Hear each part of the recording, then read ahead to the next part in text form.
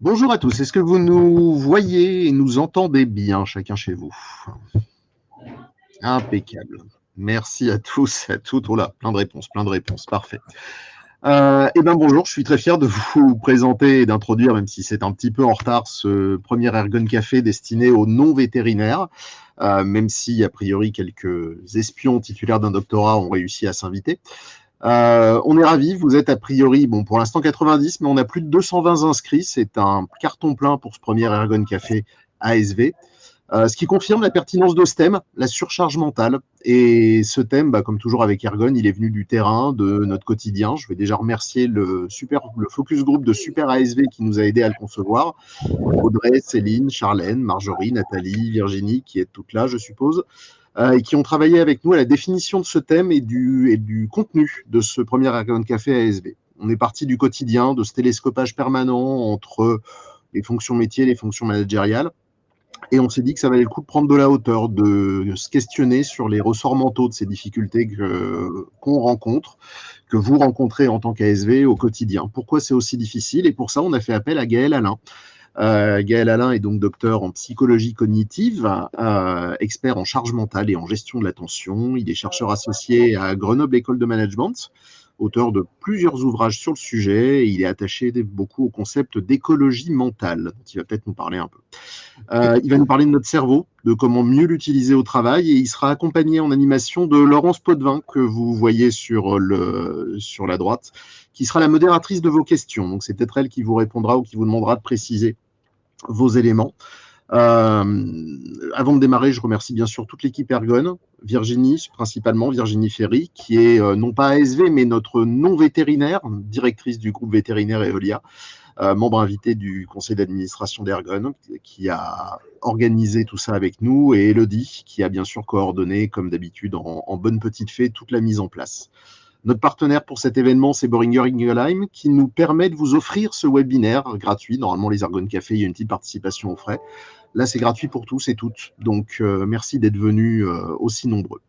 Pour intervenir et poser vos questions, vous pouvez intervenir dans le chat, c'est-à-dire les petites bulles de discussion. Je pense qu'il y en a beaucoup qui ont déjà compris comment ça marche, en bas à droite. Ouvrez le chat, posez votre question, vous pouvez le refermer après.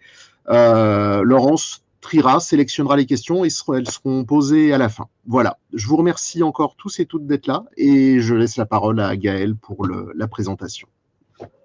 Merci à toutes et à tous. Bonjour et surtout bonjour et désolé pour ces conditions un petit peu, comment dirais-je, pas très pro de démarrage. Voilà, nous sommes avec Laurence à Valence puisqu'on a une conférence cet après-midi et on était censé avoir une salle pour faire ce webinaire qu'on n'a pas finalement. Donc nous sommes là dans un KGB. Alors derrière moi, vous pouvez peut-être apercevoir la cave à vin. Promis, nous ne picolerons pas durant ce webinaire et nous allons essayer d'aborder effectivement la question d'écologie mentale, la question de gestion des ressources intellectuelles dans le cadre de métiers d'assistanat vétérinaire avec toutes les contraintes que cela impose à un cerveau. Et on va voir dans un premier temps toutes les limites. On a prévu de faire 2 webinaires. Le premier, aujourd'hui, sera vraiment consacré aux questions des limites des capacités de traitement d'un cerveau, à la question de la gestion de la charge mentale et de la concentration. Donc, on a une petite heure pour faire ça. On pourra garder, bien sûr, un petit temps d'interaction à la fin. Et puis, Laurence est là pour recueillir via le chat vos questions. Alors, ce que je vais faire, c'est que je vais partager mon écran. Est-ce que vous le voyez là? Vous l'avez en grand écran? C'est bon? Ou plus du tout? Oui, Laurence, c'est bon. Laurence me confirme. Donc voilà, nous partons. Donc l'écologie mentale, je vais vous expliquer ce que c'est. Voilà, ça va consister. Enfin, ce que je souhaite, voir avec vous, c'est définir globalement cette notion d'écologie mentale, de voir du coup ce qu'est la notion de surcharge mentale et quelles sont les limites des capacités de traitement d'un cerveau humain, et puis ensuite de voir des stratégies pour gérer cette question de charge mentale. Alors, en ce qui concerne l'écologie mentale, pourquoi s'intéresser à l'écologie mentale? Ça va simplement consister à essayer de mettre en adéquation la quantité d'informations que j'aimerais être capable de traiter d'un côté avec celle que mon cerveau est réellement capable de traiter de l'autre.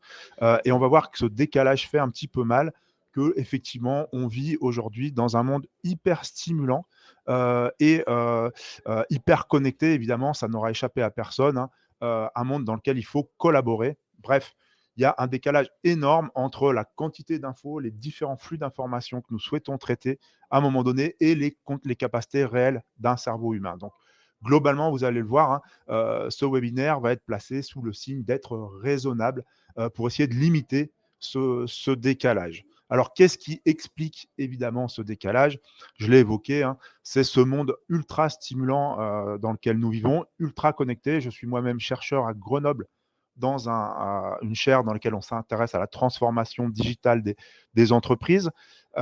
Évidemment, puisqu'on a plein d'outils qui nous permettent aujourd'hui de recevoir plein d'infos en même temps, ben, l'illusion, il s'agit bien d'une illusion, hein, ce serait de se dire qu'on devrait être capable de tout traiter en même temps. Donc, pour représenter les choses de manière, enfin toujours rester sur la compétence, la composante pardon, digitale, je vous représente ici, c'est pour jouer sur la fibre émotionnelle hein, d'emblée, la composante, et voilà, pour faire peur un petit peu à tout le monde. Mais l'idée, ça va être, voilà, à travers cette représentation, il s'agit ici de la quantité globale de données produites sur le web d'ici à pas si longtemps finalement, hein, mais on voit qu'on est fin 2023, qu'il y a déjà beaucoup d'informations à traiter et que probablement ça ne va pas s'arrêter. D'accord? Alors, ça fait un petit peu peur, hein, puisqu'on se dit effectivement aujourd'hui, j'y arrive pas, je peux avoir le sentiment qu'il y a trop en même temps. Et visiblement, ben, ça va être pire dans les années qui viennent. Alors attention, je triche un peu en vous présentant les choses de cette façon-là. Il s'agit ici de la quantité globale de données produites sur le web et pas forcément de tout ce que chacun d'entre nous va devoir se coltiner, hein. Il s'agit évidemment de données globales hein, qui est liée à la connexion de plus en plus fréquente dans les pays émergents, qui est liée aussi à l'avancée de la technologie.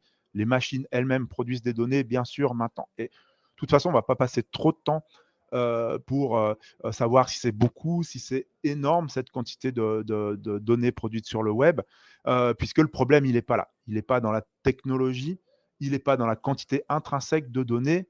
Le problème, il est bien là.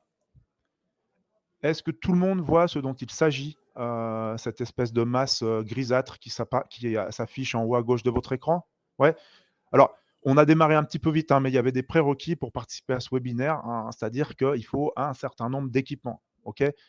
C'est bon? Tout le monde là? Tout le monde équipé? Un cerveau d'Homo sapiens. Voilà. Alors, pour vous donner quelques infos générales, ce cerveau d'Homo sapiens, chez l'adulte, dans sa version fin 2023, c'est à peu près 1,5 kg et 1300 cm3. D'accord? Donc, notez ça, c'est 1300 cm3 et 1,5 kg en moyenne. D'accord?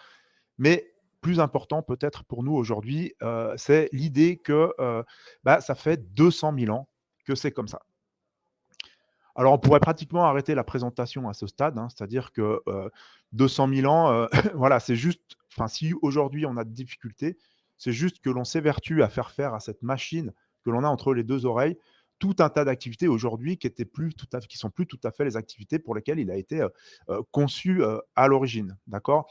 Et ce décalage explique une grande partie de nos difficultés. Alors, pourquoi j'insiste là-dessus hein, parce que c'est évidemment fondamental. Il faut qu'on arrête de s'auto-flageller. Le monde moderne est plus tout à fait adapté aux caractéristiques intrinsèques d'un cerveau d'Homo sapiens. Et notamment, ce cerveau-là, il est tout à fait en difficulté dans cette notion de gestion de flux continu. Le cerveau d'Homo sapiens, c'est une machine qui est très à l'aise pour gérer des flux d'informations qui se caractérisent par un début, un milieu et une fin.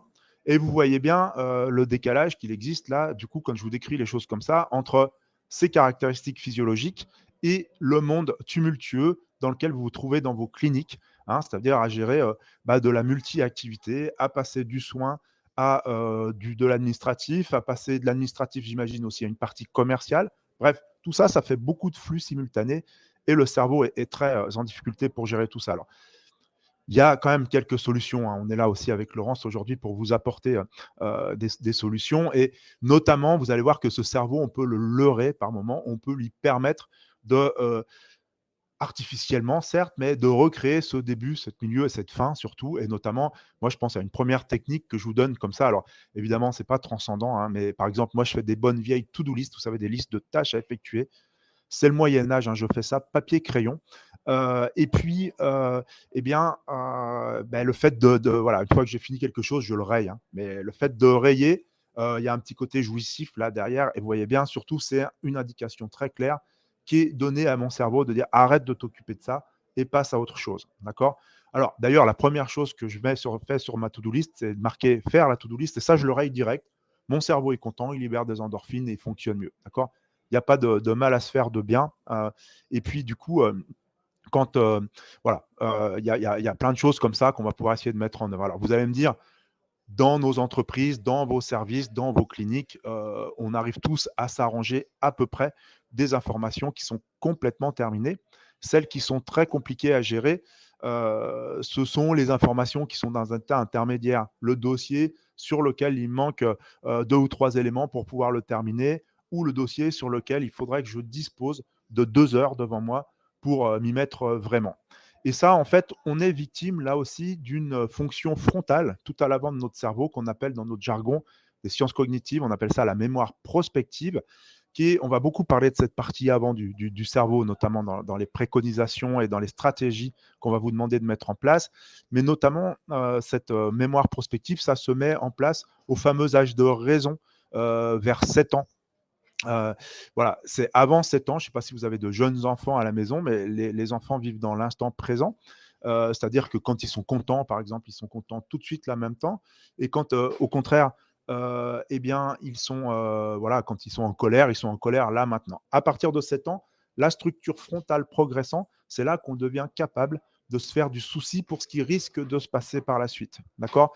Et vous voyez bien, l'intérêt de cette mémoire prospective, comme son nom l'indique, ça va être de nous préparer à ce qui risque de nous arriver par la suite. Mais vous voyez bien les boucles de rumination auxquelles tout ça peut conduire. C'est-à-dire qu'on peut passer son temps à se demander ce qui va nous arriver alors que certaines choses ne se passeront concrètement jamais. D'accord? Du coup, comment on gère ça? Bah là, c'est assez facile. On va utiliser la fonction langage qui est plutôt en haut à gauche dans notre cerveau. Et là, il faut avoir un petit dialogue avec soi-même. On reparlera dans ce webinaire, puis dans le prochain, de l'intérêt du petit dialogue qu'on peut avoir avec soi-même. C'est-à-dire, l'idée, c'est vraiment de vous dire, vous verbaliser, soit pour vous, soit à haute voix, peu importe, mais dites-vous, franchement, tant qu'un tel ou une telle ne m'a pas apporté, ne m'a pas donné telle ou telle information, c'est pas la peine que j'espère avancer sur ce dossier-là. Ou tant que j'ai pas 2 heures devant moi, c'est même pas la peine que je pense terminer cette chose-là. Une fois que c'est dit, c'est dit. Le cerveau arrête d'allouer des ressources et il peut passer à autre chose. Voilà. Alors, pourquoi s'intéresser à l'écologie mentale? Ce qu'il faut bien avoir en ce moment, hein, c'est qu'il faut bien aussi avoir l'esprit que le cerveau, ce n'est pas une entité qui flotte dans le vide comme ça, c'est quelque chose qui vit dans son époque, dans son temps. Et il m'a semblé qu'on a vécu récemment une crise sanitaire qui n'est pas tout à fait terminée. À peine cette crise terminée, guerre aux portes de l'Europe, ça finit par faire beaucoup. Et si je replace tout ça dans votre contexte, la clinique vétérinaire, si j'ajoute tout ça à l'envie que j'ai vis-à-vis des animaux, l'envie de soins, l'affection que j'ai par rapport à ça. Si je rajoute les tâches administratives, si je rajoute une composante commerciale à tout ça, ça finit par faire beaucoup pour un seul cerveau. Donc, admettons tout simplement que notre cerveau d'Homo sapiens, en 2023, il est globalement très, très occupé et il n'est même pas illusoire de penser que par moment, il est complètement surchargé.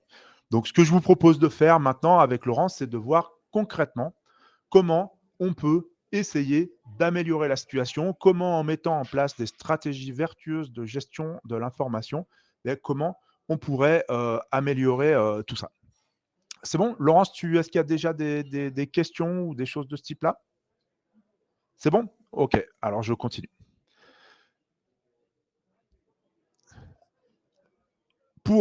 Parmi les stratégies que l'on va proposer, la première finalement consiste à se demander, mais finalement un cerveau, qu'est-ce qu'il fait au cours de la journée? Finalement, un cerveau, il prend des décisions toute la journée. Donc l'idée, ça va être de lui faciliter la vie. Et un cerveau, il prend une quantité astronomique de décisions. Ce qui veut dire que la plupart des décisions qui vont occuper notre cerveau, ce ne sont pas des décisions stratosphériques en termes d'enjeux et d'intérêt. D'accord? La plupart des décisions entre nous sont même des décisions qui ont très, très, très peu d'intérêt. Du type, est-ce que je prends l'ascenseur ou les escaliers? Ou alors à midi, lorsque j'ai soif, est-ce que je prends du Perrier petite bulle ou moyenne bulle? D'accord? mais on est envahi de ce type de décision-là. Et du coup, ça devient au final très compliqué pour un cerveau de gérer tout ça. Donc, la première stratégie que nous vous proposons de mettre en place avec Laurence aujourd'hui, c'est de globalement limiter le nombre de décisions. Alors, je vais filer la métaphore du donut dans notre présentation aujourd'hui, voilà, qui est un peu l'idée. Il ne s'agit plus de se demander si on a un petit creux en milieu de matinée maintenant. Si on ouvre la porte d'une boulangerie, ben, il y a pléthore de choix et ça devient à nouveau compliqué. Donc, comment peut-on faire pour essayer de diminuer la quantité de choix? Laurence, je te laisse peut-être. Ah oui, alors Laurence ne peut pas intervenir dans notre, dans notre petit KGB pour pas qu'il y ait d'écho dans le micro. Donc, ce qu'on allait vous demander, ce que Laurence devait vous demander, c'est finalement, est-ce que concrètement, vous avez déjà mis en place des stratégies qui vous permettent de limiter le nombre de décisions que vous avez à prendre au quotidien? Est-ce que vous avez déjà réfléchi à ça? Est-ce que vous avez mis en place des choses pour vous faciliter la vie et faciliter le traitement de votre cerveau? OK? Je vous laisse, vous pouvez répondre dans le chat, donc n'hésitez pas. Et puis, moi, je continue ma démonstration le temps que vous remontiez quelques éléments et puis on voit ce que vous nous avez répondu tout à l'heure. Alors, parmi les bonnes choses à faire, à mon avis, hein, pour vous simplifier la vie, la première, c'est de partir du principe que notre vieux cerveau d'Homo sapiens, là, 200 000 ans, c'est une machine séquentielle. Donc, prenez l'habitude de faire les choses les unes après les autres. Attention au mythe du multitasking, comme on dit en bon français, de la multi-activité, d'accord? Ça, on nous vend un petit peu du rêve avec ça. Autre élément qui me paraît fondamental, étant donné les limites physiologiques, il faut perdre l'illusion d'être capable de traiter toutes les informations. Et en gros, ce qu'il va falloir faire, c'est apprendre à mieux choisir les informations que l'on traite pour y allouer les ressources suffisantes. Mais ça, évidemment, ça va bien sûr se faire au détriment de tout un tas d'autres informations. Donc, c'est ce que j'appelle, moi, dans mon jargon, pratiquer l'art du compromis. Ça veut dire accepter de ne pas être parfait et notamment aussi parfaite pour vous, mesdames, sur tous les domaines. Ce n'est pas possible. Ce n'est pas du tout un jugement de valeur. Je le déplore, bien sûr, mais c'est juste une espèce de modèle de survie dans un monde ultra stimulant. Alors, je ne sais pas si, Laurence, tu peux intervenir peut-être sur des retours que tu vois dans le chat.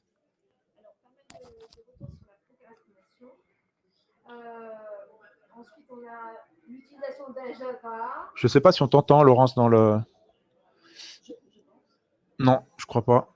Est-ce que quelqu'un peut me dire si on entend Laurence Alors, il y a une autre solution. Il faut que tu te rapproches de mon micro.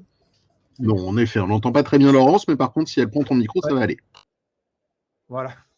Super. Merci beaucoup. Donc, du coup, utilisation d'un agenda pour noter ce que vous devez faire en temps en heure. Ne pas faire de zèle, création de fiches de poste, lister les tâches sur le planning, déléguer, répartir missions et postes, attendre le dernier moment pour réserver les vacances et puis prioriser encore. Merci. Merci Laurence, j'ai entendu plein de stratégies tout à fait intéressantes et pertinentes qui bien sûr viendront compléter les éléments que je viens de vous indiquer. Bien sûr, mais voilà, l'idée étant de mieux choisir les informations que l'on traite et d'être un peu plus drastique dans les choix que l'on doit faire. Merci. Règle numéro 2, lutter contre les interruptions. Je vais passer un petit peu de temps là-dessus, mais je me suis permis d'illustrer ça avec une petite technique qui s'est mise en place, je crois que c'est à Percy, à l'hôpital à Paris, où les infirmières, quand elles préparent les médicaments, elles mettent ce petit brassard, ne pas déranger, et évidemment, la consigne est assez claire, c'est-à-dire que pendant qu'elles font ça, évidemment, le risque d'être dérangé, c'est de surcharger mentalement notre cerveau et notamment sa partie frontale et de faire des erreurs dans les préparations, bien évidemment. Donc, on reviendra là-dessus, mais on va essayer de voir ensemble comment on peut essayer de limiter les risques de surcharge mentale par des interruptions intempestives.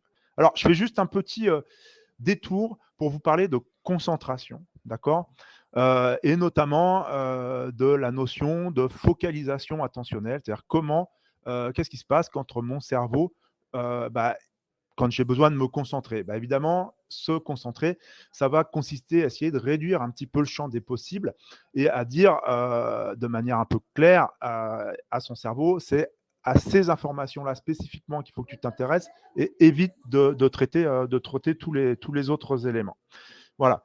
Ce qu'il faut savoir, c'est que quand on a besoin d'être hyper concentré ou d'être hyper focalisé, voire même d'être hyper vigilant, eh bien, la consommation métabolique de ressources est telle. Alors, quand je parle de consommation de ressources pour un cerveau, soyons clairs, hein, je parle d'oxygène que le cerveau va trouver dans l'eau, et puis je parle de bouts de molécules de glucose, de sucre. D'accord? Ce sont les carburants essentiels du cerveau. Mais quand j'ai besoin d'être très très concentré, la consommation énergétique est telle que finalement, je vais être capable de tenir simplement 12 minutes. D'accord? Alors, je ne sais pas comment il faut que vous interpréteriez ça. Hein. Je suis peut-être en train de vous dire là que désormais, on ne travaille plus que 12 minutes par jour.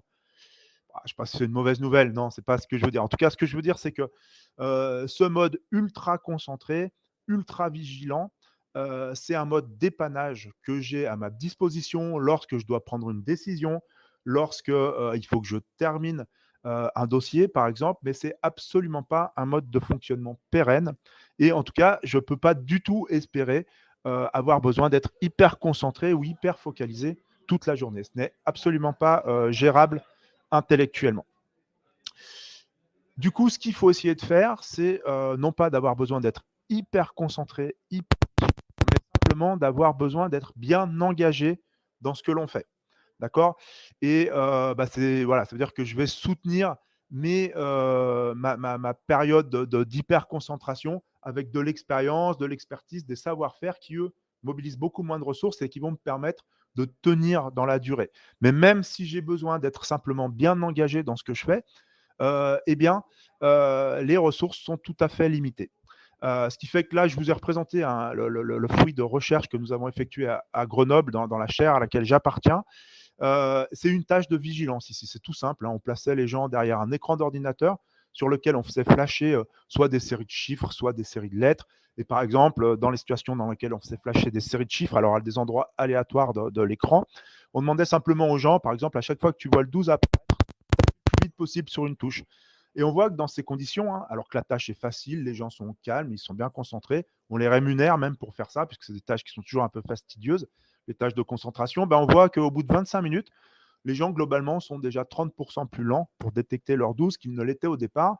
Et au bout de quasiment une heure, allez, en gros, ils loupent la moitié des infos auxquelles ils sont censés répondre. D'accord?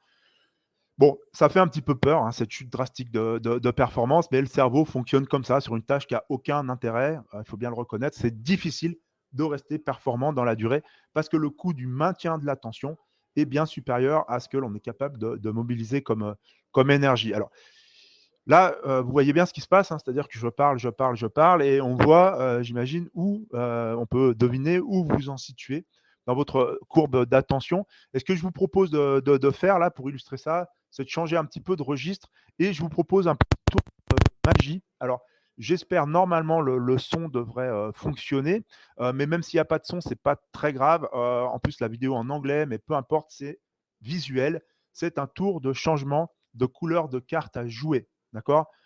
J'ai rien d'autre à vous dire que le truc, c'est évidemment d'essayer de trouver le truc. D'accord? Et voilà, je ne vous dis pas que c'est facile, hein, mais si vous êtes très concentré, vous devriez peut-être vous apercevoir de quelque chose. Allez, à vous de jouer.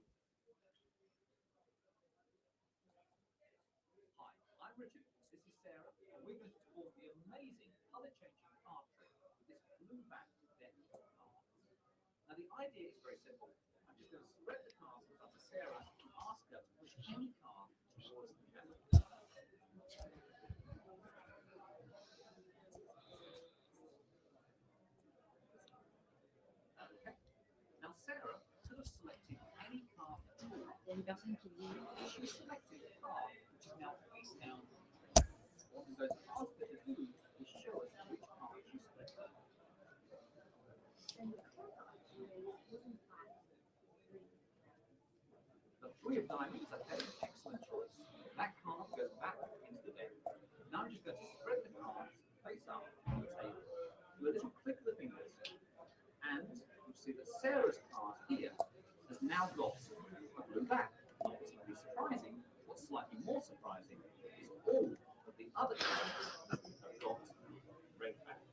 Alors, il a changé le jeu de cartes à un moment donné. Je ne sais pas si vous avez vu quand est-ce qu'il l'a fait.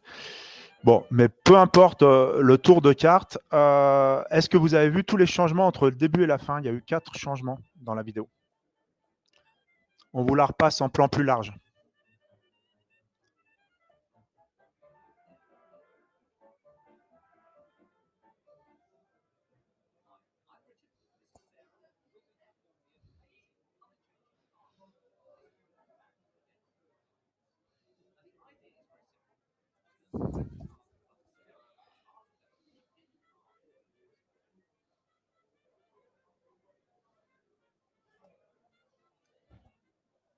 Il y a beaucoup de gens qui ont trouvé.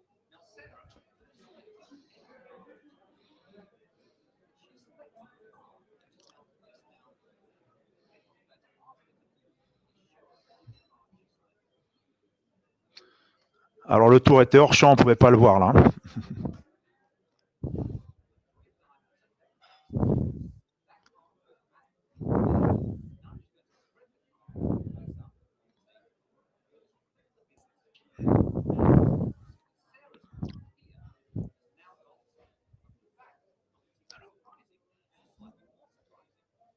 L'heure.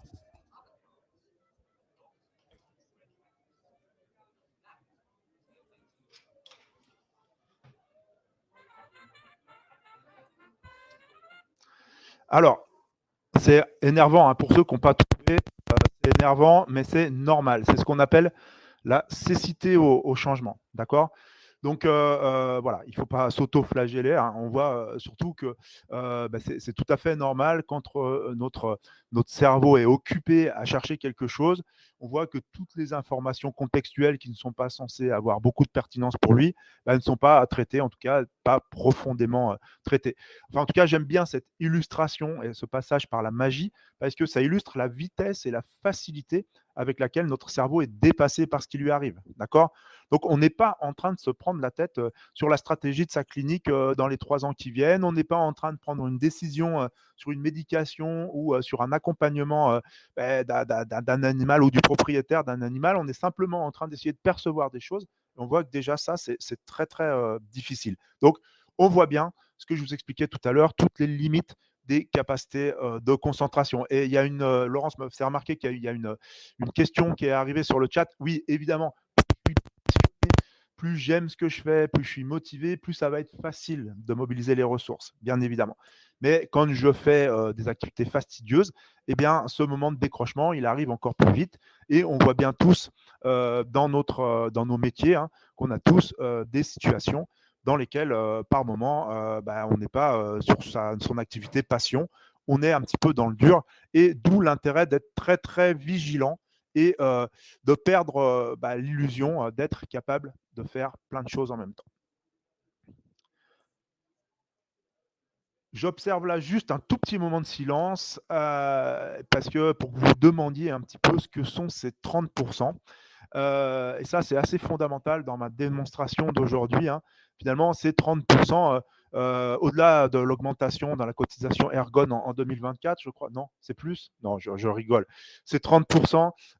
Il s'agit du coût de l'interruption. Donc, je m'arrête un petit peu là-dessus parce que c'est assez fondamental pour nous aujourd'hui. Ça veut dire que lorsque je réalise une activité principale et que je suis interrompu par une activité secondaire, je vais mettre dans ces conditions en moyenne 30% de temps en plus pour terminer mon activité principale une fois que j'ai déduit le temps de réalisation de l'activité qui m'a interrompu. C'est énorme.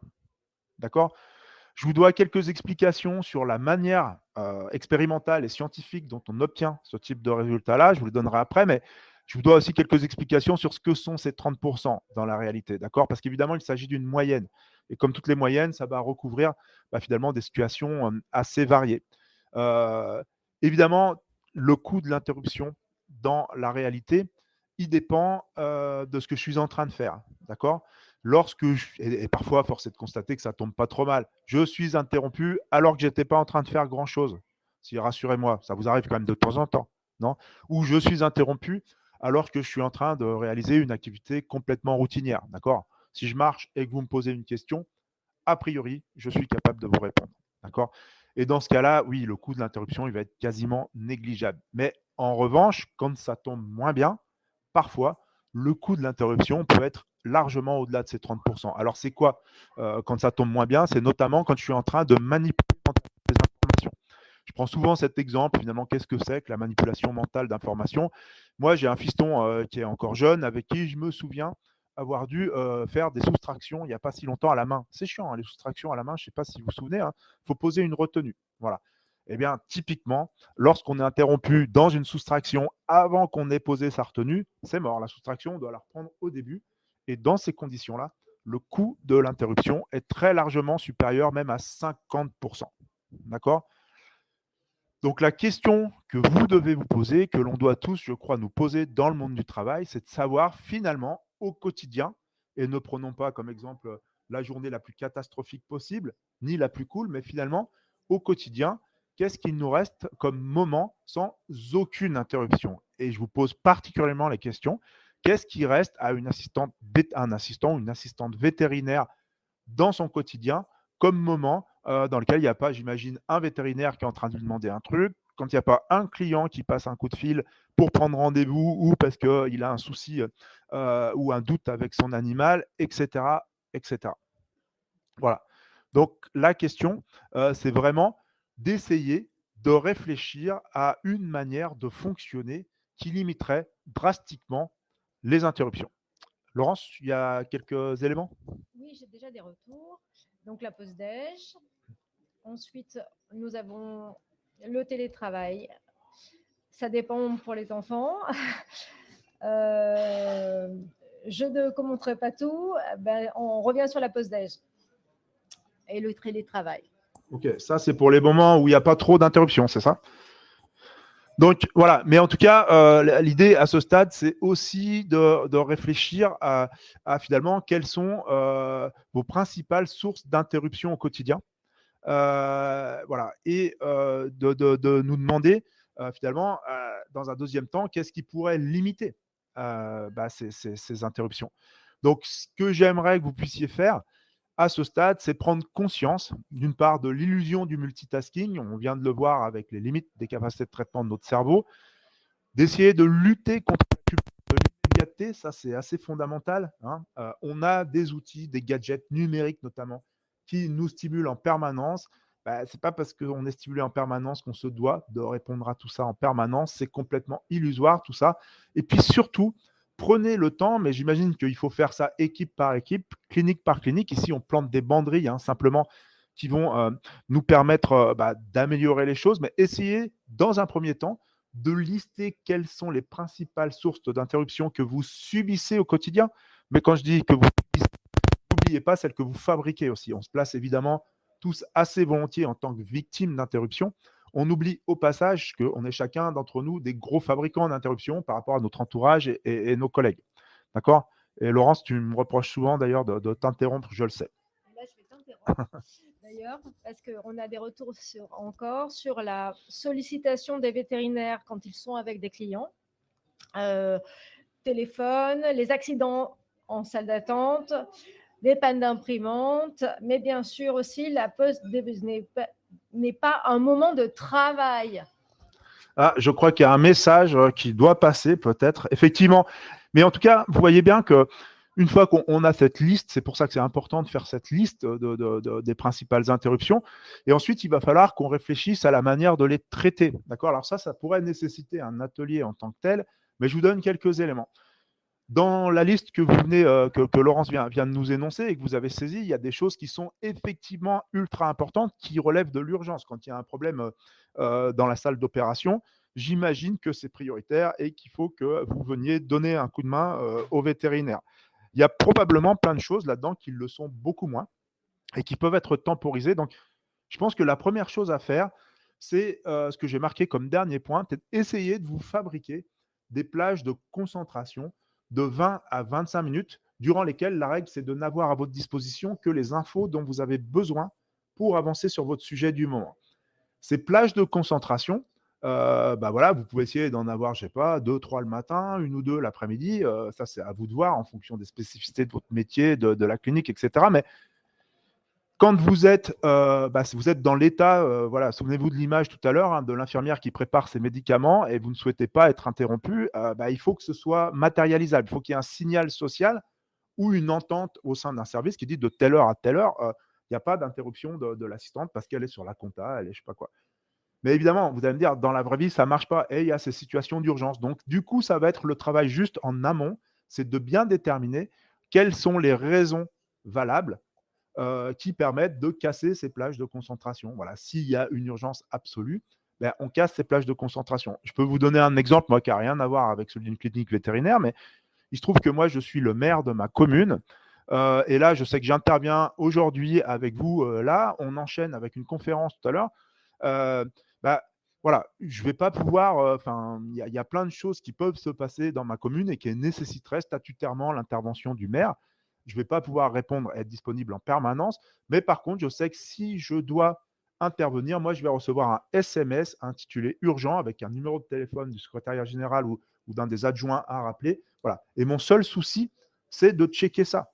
Voilà, ce qui fait que je peux être relativement disponible et confortable avec vous sans avoir le souci de louper plein de trucs. Parce qu'on s'est mis d'accord sur ce qu'étaient les cas spécifiques d'urgence et comment on les traite collectivement, en tout cas dans mon cercle de collaboration proche. C'est bon? Est-ce que vous avez des questions là-dessus? N'hésitez pas. Alors, il n'y a pas de questions, mais je fais un petit commentaire. C'est simple, c'est nous l'AVS de l'accueil. On doit répondre au téléphone, recevoir les gens et le vétérinaire, nettoyer le bureau, gérer les 100 rendez-vous, etc. etc. Comment on fait avec son cerveau? Oui, alors c'est compliqué et j'ai bien compris que, mais on va retrouver ça exactement. L'assistante multidirecteur dans n'importe quelle société va se retrouver un peu peut-être avec moins de relations clients, etc. Je l'entends, moins d'accueil direct, mais on va retrouver ça aussi dans les petites boîtes. L'assistant ou l'assistante qui doit faire la compta, si le jour ou la demi-journée où elle fait la compta, on lui permet pas d'aller faire sa compta ailleurs qu'au poste d'accueil et que tout le monde continue à lui tomber dessus, c'est difficile de lui reprocher de ne pas faire des erreurs. Donc moi, ce que je vous incite vraiment à faire pour ménager vos ressources, c'est vraiment de clarifier, mais avec les vétérinaires, avec, pourquoi pas, ça peut être géré aussi en termes d'horaire, de bien déterminer quand est-ce qu'on est dispo les uns pour les autres, quand est-ce qu'on collabore, quand est-ce on est dans l'interaction, et puis quand est-ce qu'on ne collabore pas. Voilà, il y a trop de risques d'erreur pour que par moment, on puisse prendre le risque d'être dérangé. Mes explications s'arrêtent là, hein, je le reconnais, mais parce que voilà. Mais alors attendez, je lis faire la différence entre urgent et pressé. Oui, oui, bien sûr. L'urgence, il faut la définir clairement. Hein. Qu'est-ce qui, toutes affaires cessantes, nécessite d'arrêter de ce qu'on est en train de faire pour nous mettre à faire autre chose. Et ça, c'est fondamental. C'est bon là-dessus? Bon, j'enchaîne. Et s'il y a des choses qui remontent, n'hésitez pas à stimuler Laurence via le chat. Règle numéro 3, mettre en place des routines. Alors, désolé pour cette illustration un peu ancienne. Maintenant, c'était première vague de confinement. Celle-là m'avait fait beaucoup rire à l'époque. Mais l'idée, c'est de faciliter son cerveau avec tout un tas d'automatismes, de routines qui nécessitent de sa part qui physiologiquement vont impliquer des boucles de traitement beaucoup plus courtes et beaucoup plus efficaces, donc moins gourmandes en termes de mobilisation de ressources. Oui, en plus, toujours pour filer la métaphore Covid, il y a parfois quelques bénéfices à ces routines et on est capable, on l'a vu, hein, de s'adapter finalement assez facilement. Physiologiquement, voilà ce qui se passe dans un cerveau. Vous avez à gauche de votre écran un cerveau qui apprend à faire quelque chose et vous avez à droite ce même cerveau qui sait faire la chose en question. Et vous voyez bien le gain, l'économie de ressources nécessaires. À droite, en gros, on fait plus vite, on fait plus précis en mobilisant beaucoup, beaucoup, beaucoup moins de réseaux de neurones. D'accord? Et vous voyez bien l'intérêt qu'il y a à se discipliner, à mettre en place des règles, des procédures. Alors, ça paraît un petit peu infantilisant, hein, c'est pas très sexy la routine, entre guillemets, mais vous voyez bien l'intérêt qu'il y a. Et l'idée ici, ne nous trompons pas, c'est d'arriver à libérer des ressources pour faire les choses qui vous intéressent le plus, dans lesquelles vous avez la plus forte valeur ajoutée, en évitant d'avoir besoin de réfléchir à la manière dont on fait les choses qui nous paraissent les plus fastidieuses et qui sont un petit peu immuables. Voilà. Donc, est-ce que vous avez, vous aussi, déjà réfléchi, mais ça, c'est redondant avec ce qu'on vous a déjà demandé, hein, est-ce que vous avez déjà un certain nombre de routines mises en place pour vous faciliter la vie? Alors, en fait, on en a tous, on n'a pas forcément conscience de toutes ces routines, mais voilà. En attendant qu'il y ait des remontées par chat, moi, je vous incite beaucoup pour répondre aussi à toutes les difficultés que vous remontiez à l'instant, notamment par rapport à toute cette stimulation, c'est vraiment de vous discipliner, notamment par rapport à nos temps de connexion. D'accord? C'est lutter contre l'hyperconnexion. Attention à l'aspect très addictif des outils numériques, hein, qu'ils soient perso ou qu'ils soient pro. Ces flux d'informations incessants, hein, ça flatte le circuit de la récompense immédiate. On n'a pas du tout conscience de ce qu'on se fait et du coup, on est happé par tout ça et voilà, on passe un temps fou. Et évidemment, après, le temps restreint est trop court pour faire tout ce qu'on aimerait faire. Voilà. Et déterminez bien, mais je viens de vous le dire, hein, les moments dans lesquels on échange, on collabore et sacraliser, même s'il y en a peu, si vous arrivez à bien les sacraliser absolument des temps calmes. Discutez-en avec votre vétérinaire, c'est fondamental. Il ne s'agit pas de confort, que de confort pour vous, c'est bien sûr du confort intellectuel, mais c'est aussi de l'efficacité au niveau de la clinique et du cabinet. Hein. Voilà, même si votre chef vétérinaire n'est pas philanthrope, il doit pouvoir comprendre ça quand même. Voilà. Et puis gardez évidemment dans vos routines des moments conviviaux quand même, voilà, parce que sinon ce serait bien triste. Est-ce qu'il y a quelques retours, Laurence? Oui, il y a des retours. Donc, les moments conviviaux, c'est aussi possible, Gaël. Oui. Alors, post-it, liste, sectoriser les postes. Perso, je ne peux pas demander trop à mon cerveau, donc j'écris sur papier, comme ça, pour libérer de l'espace. Organisation du planning, répartition des tâches à l'avance et checklist.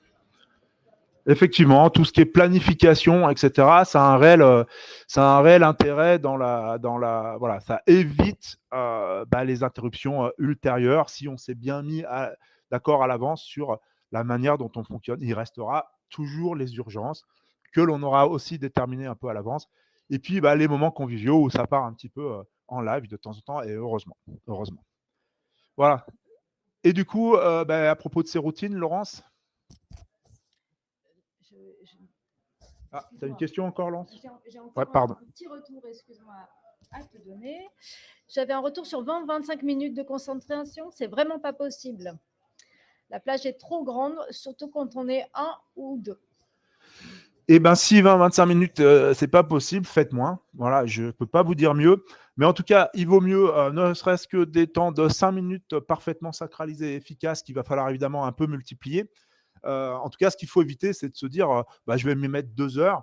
Et si de toute façon, au bout de 5 minutes, vous êtes dérangé, vous mettez, parce qu'on s'auto-interrompt parfois soi-même, hein, si vous mettez à penser à autre chose, voilà, ça veut dire qu'à ce moment-là, sur cet aspect-là de votre travail, vos plages de concentration, soit parce que l'environnement vous l'impose, soit parce que vous-même, votre cerveau n'est pas complètement engagé dans ce qu'il a à faire. Si c'est plus court, respectez-le aussi. Il vaut mieux multiplier des petites séquences de concentration plutôt que de taper la plage un peu illusoire. Je suis d'accord. Pour boucler sur les routines, Gaël, est-ce que tu as des solutions pour les mettre en place rapidement, facilement? Oui, alors Laurence, c'est effectivement ça. La routine, du coup, on peut tous comprendre quel est l'intérêt théorique de la mettre en place. Le plus compliqué, finalement, c'est pas tant de se demander si on a envie de les mettre en place et quel est l'intérêt pour nous, c'est d'arriver concrètement à les mettre en place. Et là, on voit bien que ces routines, il ne faut pas qu'elles restent au stade un petit peu de la bonne intention, de type la résolution du nouvel an qu'on va peut-être bientôt prendre pour 2024. Là.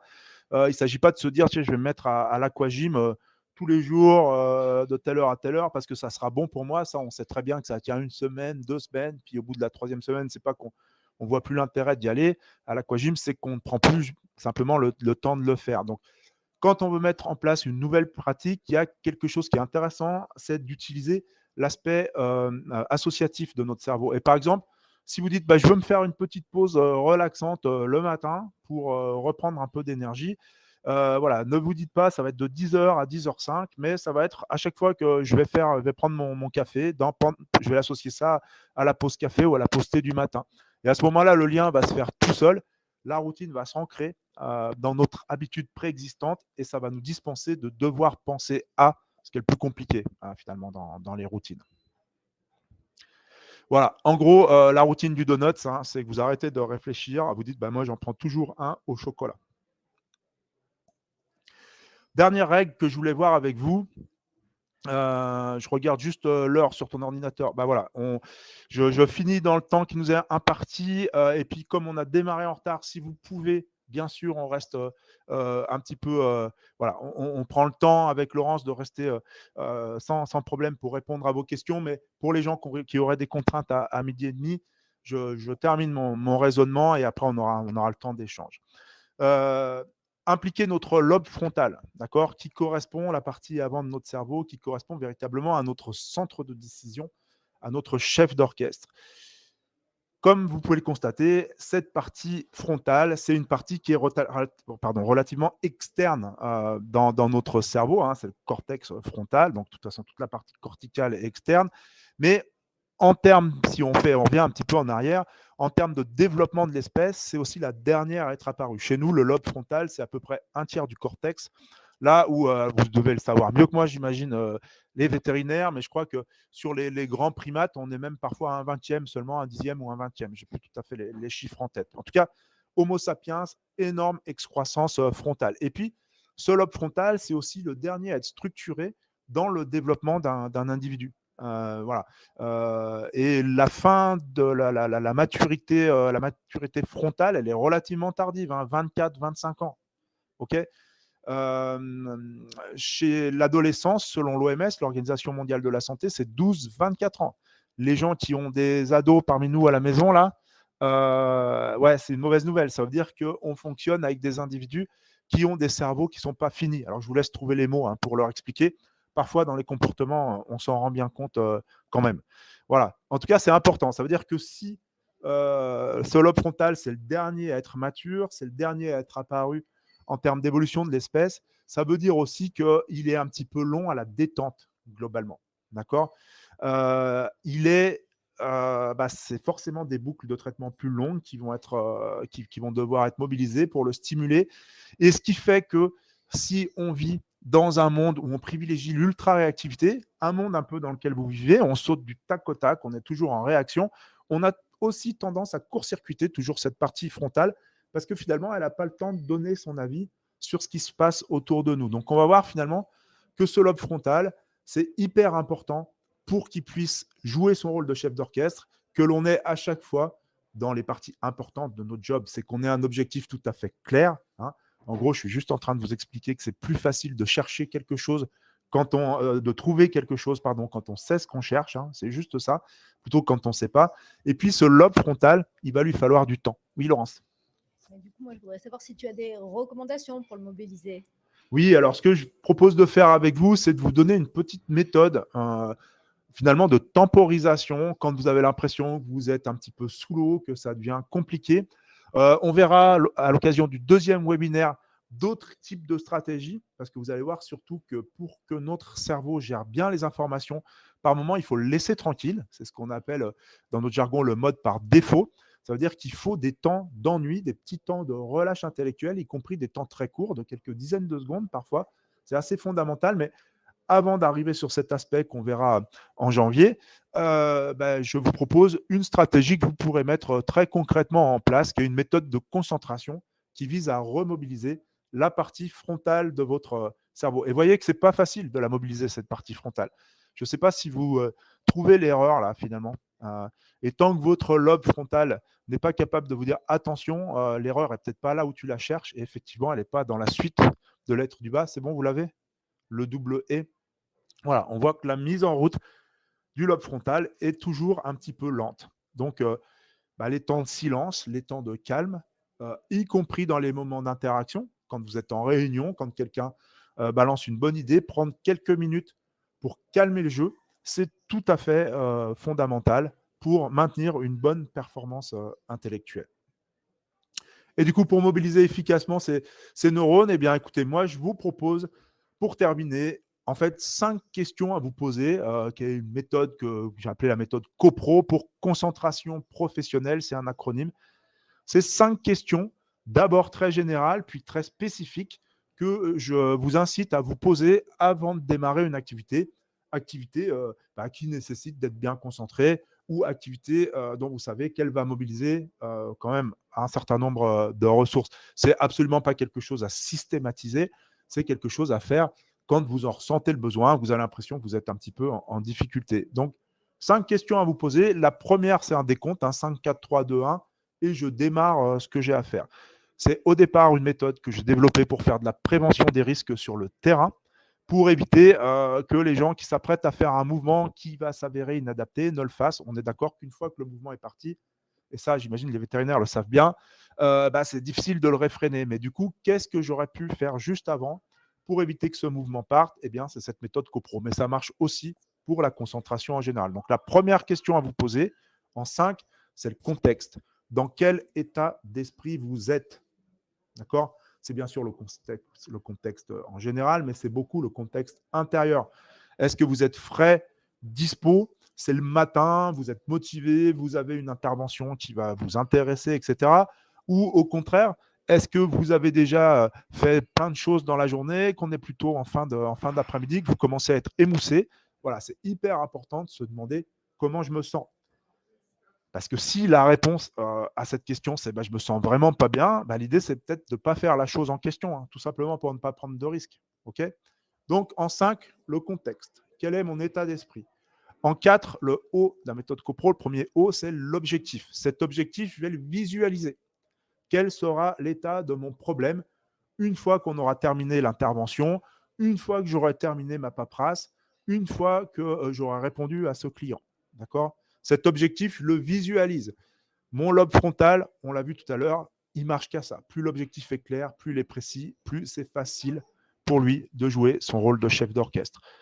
Malheureusement, cet objectif, il peut être relativement complexe. Il peut nécessiter un nombre de manipulations mentales relativement important. C'est pour ça que en 3, ce qu'on va chercher à faire, c'est à planifier, la planification. D'accord? Pourquoi c'est intéressant, la planification? Parce que d'une part, c'est une activité purement frontale. Quand je planifie, c'est moi qui agence les informations comme je le souhaite. Et quand je fais ça, je préactive mon lobe frontal, un peu comme un skieur, vous les avez, j'imagine, vu à la télé, va préactiver ses aires motrices et prémotrices avant son slalom. Vous les avez déjà vus, les yeux fermés, en train de… Alors, ne me faites pas dire ce que je n'ai pas dit non plus. Si vous êtes une quiche en ski, on ne mise pas tout sur l'imagerie mentale pour faire la descente olympique. Bien sûr, on s'entraîne d'abord. Mais la planification va non pas préactiver les aires motrices, mais le lobe préfrontal. D'accord? Si vous avez décidé de vous organiser de telle ou telle manière pour atteindre votre objectif, ensuite, sur le terrain, si ça ne se passe pas comme prévu, vous allez réagir très vite et vous allez pouvoir corriger beaucoup plus rapidement. En 2, c'est un peu le paradoxe, il s'agit à l'origine d'une méthode d'évaluation des risques, mais les risques n'apparaissent que en fin de liste. Je ne veux surtout pas que les gens focalisent leur attention là-dessus au départ. On part bien du global pour redescendre sur le particulier dans un deuxième temps. Les risques, ça dépend vraiment de l'activité que vous avez à réaliser, mais on voit bien, si vous essayez une intervention chirurgicale ou médicamenteuse sur un animal, j'imagine qu'il y a des questions de dosage, de précision des gestes, de saisie, de retenue, de contenance d'un animal. Je ne sais pas comment les choses se passent exactement. Et puis, si vous êtes dans de l'administratif, il y a un certain nombre d'erreurs à ne pas faire pour ne pas se planter dans ces chiffres ou dans ces documents. Ces erreurs, je vais les visualiser, ces risques, je vais les visualiser et je vais y associer un certain nombre de parades. Et le dernier point de la méthode CoPro, le dernier O, c'est la question soit des outils. Il y a beaucoup d'accidents sur le terrain qui sont liés au fait que j'ai la flemme de retourner dans la camionnette chercher un marteau, donc j'essaye avec le tournevis et je me blesse. Mais c'est aussi pour nous l'organisation. Est-ce qu'on a tous les éléments? C'est vraiment de la checklist de base. Est-ce que j'ai tous les éléments à ma disposition pour réaliser mon activité du moment? Voilà, c'est une petite méthode de préparation mentale. Ça prend allez, 1 minute à peine, même pas forcément, si ce n'est pas très très compliqué, quelques dizaines de secondes, et ça va à la fois servir de méthode de temporisation entre le moment où j'ai l'intention de faire quelque chose et le moment où je vais commencer cette chose-là. Ça va donner l'opportunité à mon lobe frontal de rentrer dans la boucle. Et puis, voilà. Alors, vous pouvez faire toutes les adaptations que vous voulez. Hein. Ce n'est pas gravé dans le marbre. En tout cas, on sait que ça marche. Hein. Cette méthode, on l'a développée, on l'a testée dans plusieurs situations, y compris sur des simulateurs de conduite, etc. On a gagné à l'époque où j'avais fondé une petite start-up lyonnaise. J'avais gagné un prix de l'innovation avec ça. Et voilà. Et du coup, je vous incite vraiment on vous communiquera bien sûr toutes ces diapos pour que vous ayez ça à votre disposition. Et n'hésitez pas à avoir recours à cette espèce de checklist mentale qui va vous permettre de réorganiser les choses. Mais partez bien de votre sentiment, de votre état d'esprit à vous, avant de finir sur des choses très pragmatiques, très, très terre à terre. Laurence, est-ce que tu as des... Oui, à ce propos, par rapport au contexte, si la personne, l'ASV est seule à la clinique, elle ne peut pas forcément dire je ne peux pas le faire. Ce n'est pas une option. Oui, bien sûr. Enfin, il y a probablement je conçois bien qu'on n'est pas dans le monde des bisounours et qu'il y a probablement plein de situations dans lesquelles c'est un peu ce qu'on appelle la qualité empêchée, si on parle comme les sociologues, où effectivement les choses ne sont pas telles qu'elles aimeraient qu'on soit, que je vais privilégier la réponse à quelqu'un qui va se déplacer à la clinique, même si j'étais en train de faire quelque chose d'autre, parce que je veux privilégier le fait que cette personne ait fait l'effort de venir jusqu'à nous. Mais là encore, voilà, c'est un client à qui on témoigne une marque de considération. Il est probablement capable d'attendre un petit peu avant qu'on s'intéresse et qu'on lui donne des solutions. Surtout s'il est capable de comprendre que finalement, une fois que j'aurai terminé ce que j'ai fait, je serai d'autant plus disponible pour lui. Voilà. Enfin, en tout cas, vous avez bien compris que l'idée, c'est d'éviter que tout ne se télescope, et dites-vous simplement que ce n'est pas possible pour un cerveau d'Homo sapiens de faire deux choses en même temps, même pour vous, mesdames. Je le précise, hein, parce que, attention, il y a aussi cette illusion des femmes un peu plus multitâches. Alors, physiologiquement, effectivement, dans le cerveau, je le dis je mets des pincettes et du conditionnel, ça ne fait pas l'unanimité dans la communauté scientifique, et de toute façon, même dans les sciences dures, dès qu'il est question du genre maintenant, il faut être très très prudent. Mais oui, il y aura peut-être une différence physiologique au niveau du corps calleux, c'est-à-dire la partie du cerveau qui fait la liaison entre les deux hémisphères. Ça veut dire, en gros, si je caricature, je vous donne les données brutes et vous concluez comme vous voulez, hein, c'est-à-dire des connexions un peu plus horizontales chez les femmes et peut-être un peu plus verticales chez les hommes.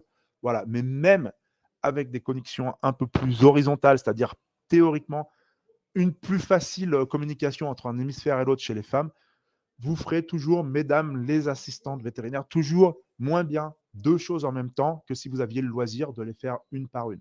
Donc, privilégiez quand même, autant que faire se peut, le séquentiel. Parfois, ce n'est pas possible, mais dès que c'est possible, privilégiez-le.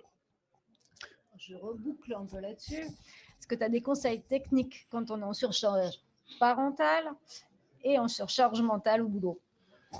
Oui, alors pour ces conseils techniques, je vais faire un petit peu de teasing sur la surcharge et la gestion de la surcharge parentale et la surcharge au boulot. Au-delà de ce qu'on vient de voir en termes de séquentialité des informations, hein, et je sais que quand on est parent, c'est difficile de ne pas avoir son smartphone à portée de main dans le souci que l'on peut, pour gérer le souci qu'on peut avoir d'être joint par la crèche, par l'école, n'est-ce pas, Laurence? Si, voilà. Néanmoins, le cerveau part en multitâche et ce n'est pas fonctionnel. Si on est stressé du portable, il vaut mieux aller checker ses SMS ou son téléphone une fois tous les quarts d'heure, ou même ses emails, plutôt que de vouloir avoir toutes ces notifications. Enfin, vous avez bien compris qu'il faut virer le push et virer toutes les notifications qui viennent interrompre vos tâches. Comme je disais, que je fais un petit peu de teasing, c'est que toutes les stratégies qui sont plus associées à la gestion des émotions, qui sont plus associées à la gestion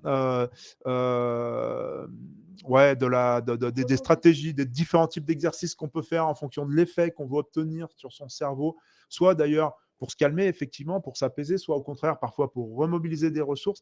Ça, on le verra en janvier. Et je vous promets qu'on sera dans des conditions, nous aussi, beaucoup plus calmes et beaucoup plus apaisées pour le faire.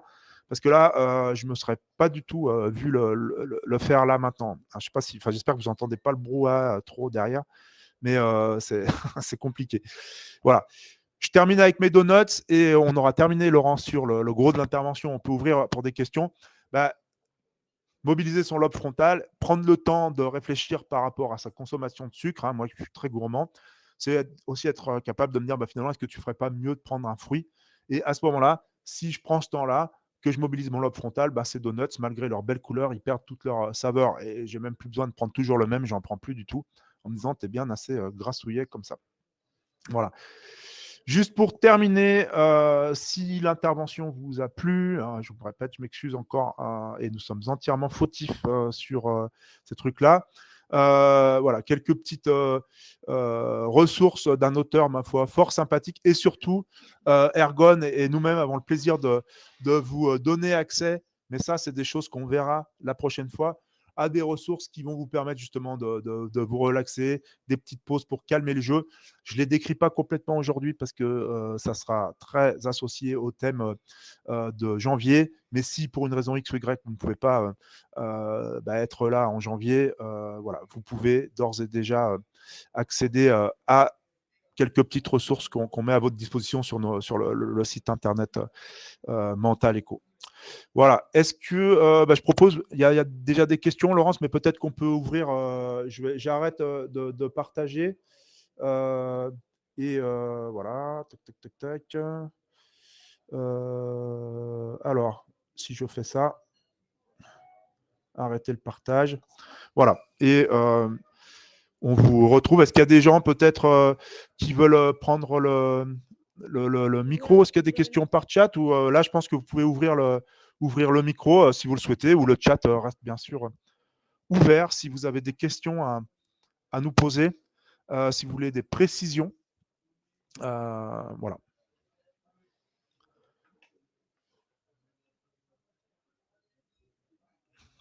Donc sur la concentration en général, j'ai bien compris que il y avait, voilà, c'était difficile pour nous de répondre exactement aux situations de chacun d'entre vous dans vos cliniques. Évidemment, tout est très différent. Mais voilà, est-ce que vous avez besoin de plus d'infos sur les stratégies? J'ai un retour, moi, que j'avais mis de côté. Une personne qui ne se voyait pas bien de dire au vétérinaire de ne pas la déranger ou le déranger de telle à telle heure. Peut-être que c'est des discussions à ouvrir. Oui, bien sûr. Je pense que c'est ce que disait Laurence. Il s'agit le fait d'accepter ou de se sentir capable de retourner vers son vétérinaire pour lui dire, voilà, moi j'aimerais fonctionner comme ça. Ouais, évidemment. Alors si vous êtes sur un vétérinaire complètement obtus, oui, ça marchera peut-être pas, mais au moins vous aurez tenté.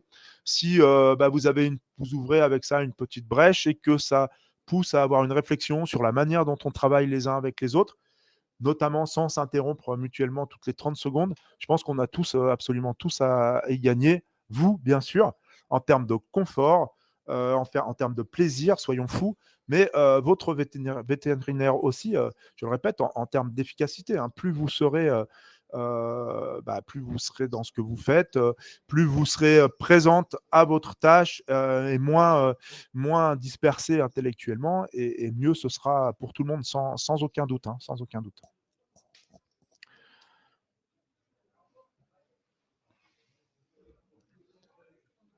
Donc voilà, je ne sais pas s'il y a d'autres éléments. Soit on a été hyper clair, je ne suis pas sûr aujourd'hui, mais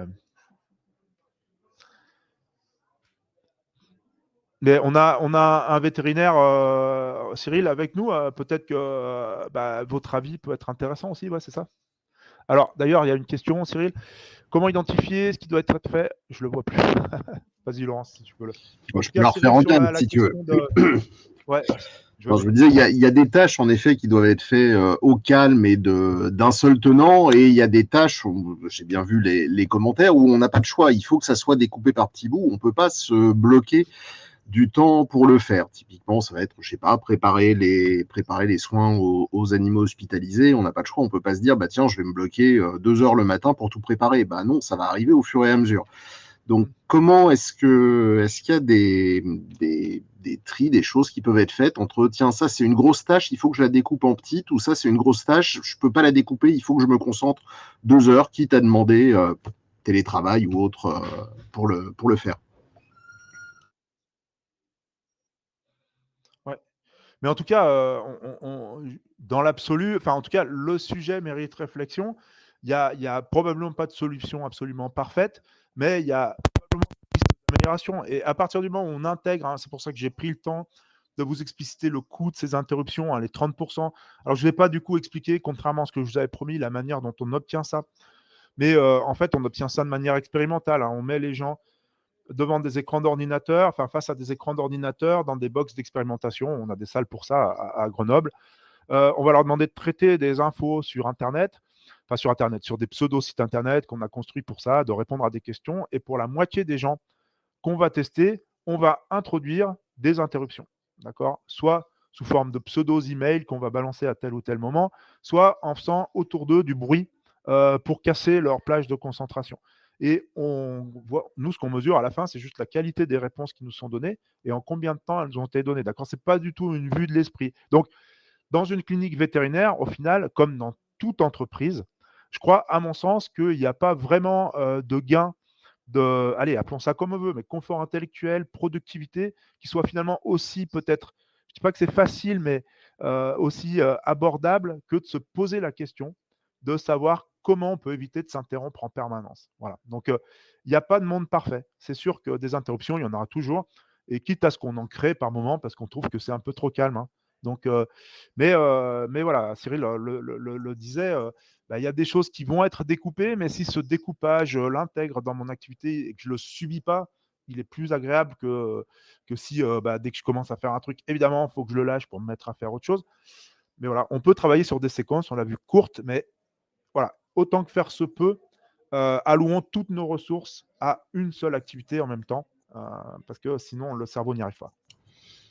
Je pense que je l'ai vu dans plusieurs questions. Quelque chose qui ressort très régulièrement dans le travail des ASV, c'est ce téléphone.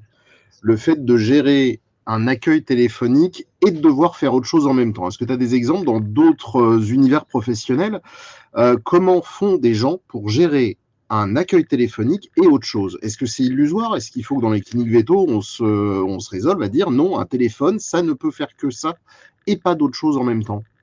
Parce que c'est la définition de l'interruption permanente. Alors, ouais, oui, oui. Bien sûr. Alors, il y a deux choses l'une. Moi, j'ai l'impression quand même que la spécificité, c'est que souvent, l'assistante ou l'assistant, il est seul. Non, c'est ça. Parce qu'il y a des stratégies qu'on peut mettre en place collectivement. Un de nos premiers clients à Mental Echo, ça a été Porsche. Alors, c'est très prestigieux, Porsche France, mais c'est tout petit, hein, ils sont 60 seulement. Mais dans le service commercial Porsche France, leurs clients sont les concessions. Et toute la journée, les concessions appellent pour grogner parce qu'une voiture n'est pas livrée à l'heure ou qu'il manque une option, je ne sais pas trop quoi. Et du coup, bah, les gens, ils se font shooter en permanence au téléphone. Et comme eux, ils sont quand même une dizaine de commerciaux, ce qu'ils mettent en place, c'est un système de quart. Ça veut dire qu'il y en a un parmi eux, par demi-journée, pour qui c'est la demi-journée pourrie. Lui, il va répondre au téléphone pour tout le monde. Il va se faire engueuler pour tout le monde. Il va commencer à dispatcher. Par contre, c'est à charge de revanche, d'une part. Et pendant ce temps-là, les autres sont tranquilles. Donc, dès que vous êtes plusieurs, il y a des choses qui peuvent se jouer de cette manière-là. Si vous êtes vraiment seul, il y a des choses qui peuvent se jouer en termes d'horaire. Alors, un domaine qui n'a rien à voir, celui de la logistique. J'ai travaillé pour les camions frigo, la Steph, là, je ne sais pas, vous les voyez sur la route, là, des fois, avec les ronds en bleu. Steph, dans la logistique, c'est typiquement un domaine dans lequel on me dit bah, il faut être absolument disponible tout le temps pour les clients parce que si on perd si on répond pas tout de suite, on perd du fret. Et ben chez Steph, eux, ils ont dit tant pis, quitte à perdre un tout petit peu de fret, on met c'est un peu vieux ça, mais je crois que c'est 2 fois eux dans la semaine. C'était genre 1h30 le mardi après-midi et 1h30 le jeudi matin, qui étaient consacrés à des temps de concentration. Chacun était sur ses tâches de fond. Pendant ce temps-là, pas de mail, pas de téléphone, on ne répond pas aux clients, on ne se parle pas entre nous. Et voilà, c'est du temps qui paraît perdu pour l'entrée de nouveaux clients, mais ça permet de mieux servir les clients actuels. Et l'un dans l'autre, ils ont gardé ce système-là, c'est que ça leur convenait pas si mal. Donc, il y a potentiellement aussi des possibilités de gérer ça avec des créneaux de disponibilité, y compris peut-être des créneaux d'ouverture à la clientèle, pourquoi pas, et de réponse au téléphone. Alors peut-être que c'est complètement illusoire, hein. Dites-moi si ça vous paraît complètement aberrant. Ça s'essaye, nous, c'est des choses en effet qu'on essaye et qui se font, qui peuvent être un peu difficiles, comme toujours, c'est le changement qui est difficile. Quand on bloque quelque chose, c'est ça qui perturbe. Une fois que c'est mis en place, il faut penser à y retrouver ce qui est positif. Je donne la parole à Gaëlle qui voulait nous partager sa technique à elle. Bonjour, alors en fait c'est pas Gaëlle, c'est Cheyenne. C'était pour rebondir tout à l'heure sur la question que vous posez par rapport au fait de comment se débrouiller pour pas se faire interrompre par nos vétérinaires ou par d'autres membres de notre clinique, nos collègues ASV par exemple. C'est que moi par exemple sur là l'exemple qui me vient en tête, c'est je m'occupe de tout ce qui va être relance mailing, que ce soit pour les API APE, les vaccins, les pathos, enfin tout ça quoi en gros. Et en gros, sur cette tâche, je vais faire cette tâche-là pour tout d'un coup. Je la découpe sur plusieurs fois. Par exemple, en début de mois, je vais faire les relances vaccins du 1er au 15 du mois d'après. Enfin, je vais tout découper pour pouvoir en fait ne pas me retrouver tout le temps coupée et pour pas me retrouver perdue finalement dans cette tâche-là au fur et à mesure. Je ne sais pas si c'est clair ce que je dis. En fait, si je compare, si je reprends l'exemple que j'avais donné, ça veut dire qu'avec ma soustraction et mon fiston, là, c'est-à-dire que vous attendez bien, vous faites un bout, vous attendez bien d'avoir posé votre retenue pour laisser votre problème dans un état stable, ce qui vous permet ensuite de le reprendre beaucoup plus facilement sans qu'il y ait ce coup-là. Et c'est une très bonne stratégie, oui, voilà, ça, bien c'est plutôt sûr. Ça. Ouais, excellent. Voilà, c'était une petite intervention. Non, mais très pertinente, merci. Je vous laisse. Merci beaucoup, Cheyenne. Non, c'est vrai que c'est ce que je disais aussi tout à l'heure, découper les grosses tâches en petites tâches. Et comme tu nous as expliqué, Gaël, ça correspond également à ce que peut faire notre cerveau. Lui demander de se concentrer pendant 2 heures sur une tâche, finalement, c'est pas ce qu'il y a de mieux. Découper n'importe quelle tâche en tâches de 25 minutes maximum. Ouais. Compliqué. Bien sûr. Un autre exemple qui n'a rien à voir à nouveau, mais qui pourra peut-être parler à certaines d'entre vous, c'est moi j'ai accompagné, c'est pas du tout le cœur de mon activité, mais j'ai eu l'opportunité d'accompagner un Gugus qui faisait de l'ultra trail là, qui s'appelle Xavier Thévenard. C'est un tout bon, hein. Il a gagné 3 fois l'UTMB, là, le Tour du Mont Blanc, lui. Et lui qui est un professionnel, c'est son métier de courir. Quand il me dit si moi, quand je démarre une course comme ça, alors vous savez, c'est des courses où ils courent 170 km, ils font 10 000 mètres de dénivelé positif sans s'arrêter là.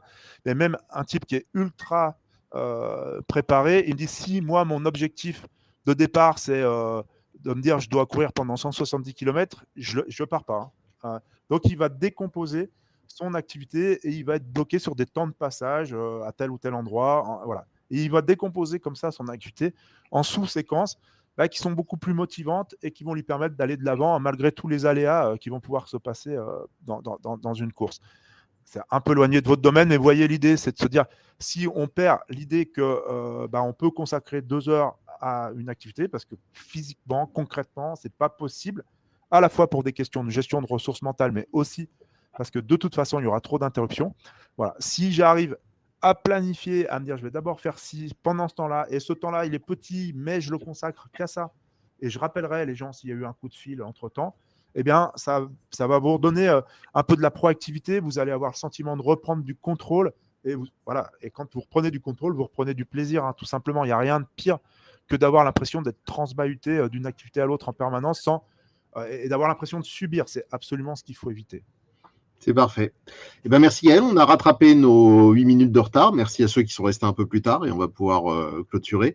Merci à tous pour les questions, les échanges. Ça a été hyper actif sur le chat. C'est très agréable à voir cette participation. Merci à tous.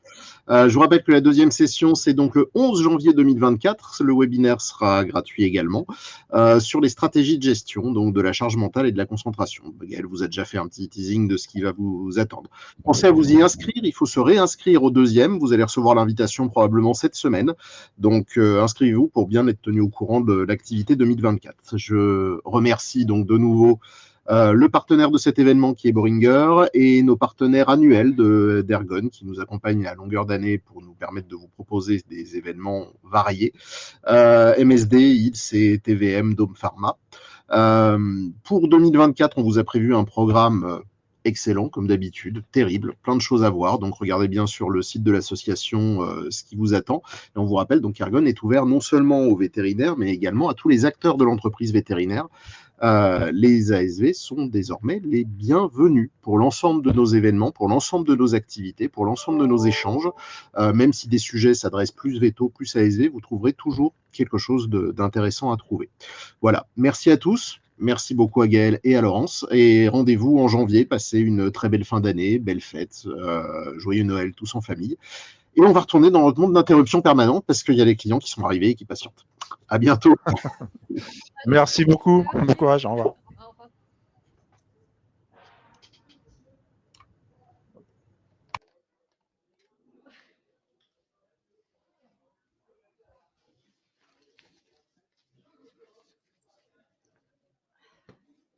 Hop.